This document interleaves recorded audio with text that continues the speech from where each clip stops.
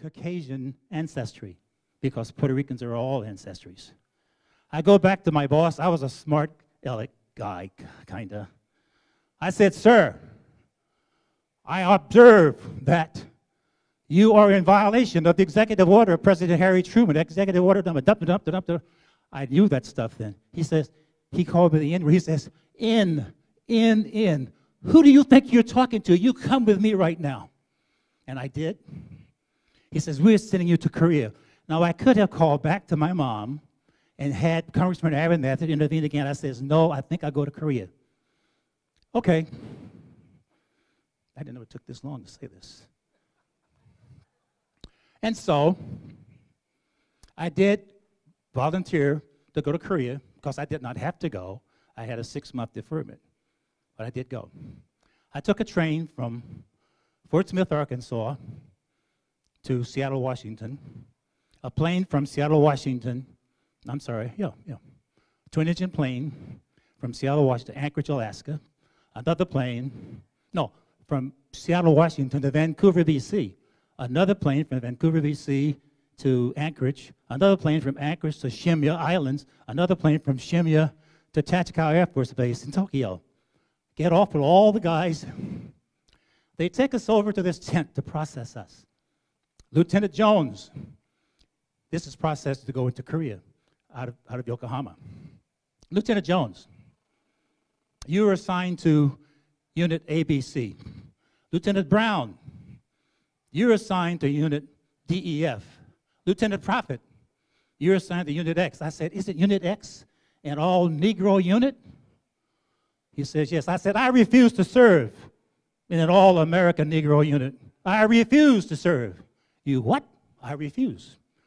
They didn't know what to do with me.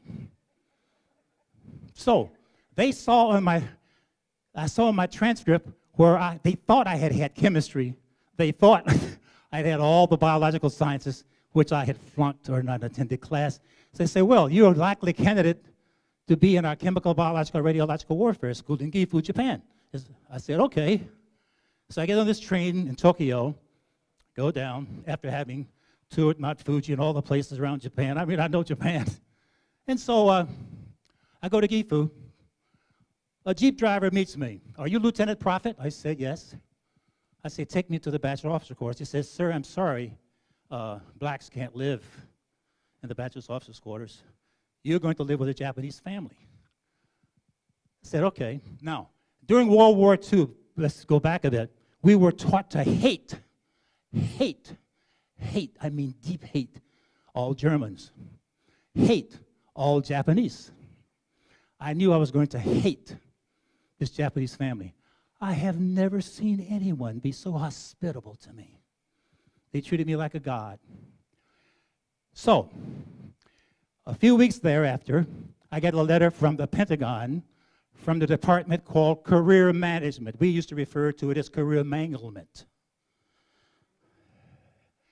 Lieutenant Prophet, we're happy to advise you that your request to not serve in an all-Negro American unit has been honored.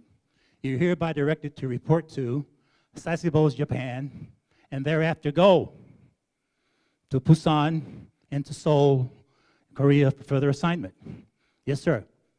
I go down to Sasebo, get on a ship, Busan, get on a truck, Seoul, get sold in the tent for assignment. Lieutenant Jones, you're going to Unit A. Lieutenant Brown, you're going to Lieutenant Prophet.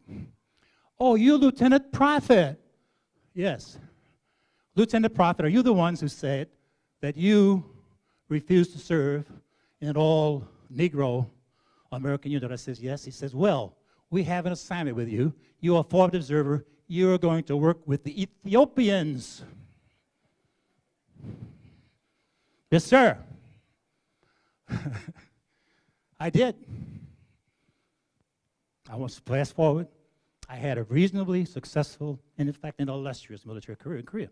We had a colonel to come in. His name was Jerry F. Dunn, an Irishman. He had a handlebar mustache, red, solid, just blood red hair. In the Korean War, you could wear whatever you wanted. You could wear a Napoleon jacket. He wore a Napoleon jacket. He would walk around like this. I was assigned to the Ethiopians, then to the Greeks, then to the Turks, and then finally back to the Americans, to the Arkansas National Guard unit that I was an active Army person working in. Colonel Jerry F. Dunn was the commander.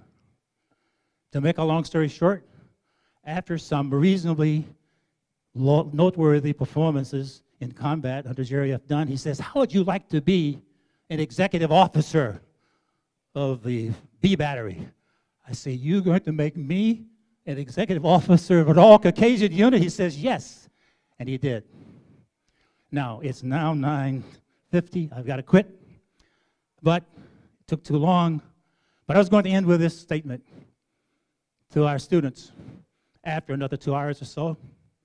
And I say to you that one poem my mother taught me when I was young, I must make this statement, was don't matter what obstacles you face, no matter what people do for you, remember this: what happens to you is never as important as to what happens within you. Believe me. My mother taught me this poem that I shall never forget. You probably know it. It was written by William Ernest Henley on his bed when his 2 legs were to be amputated. And he wrote this poem, Invictus, that goes as follows. Out of the night that covers me black as a pit from pole to pole, I thank whatever gods may be for my unconquerable soul. And in the fell clutch of circumstance, my head is bloody but unbowed. Beyond this place of wrath and tears looms but the horror of the shade, and yet the menace of the years shall find me unafraid. And it matters not how straight the gate, how charred with punishment the scroll. I am the master of my fate, and I am the captain of my soul. Thank you.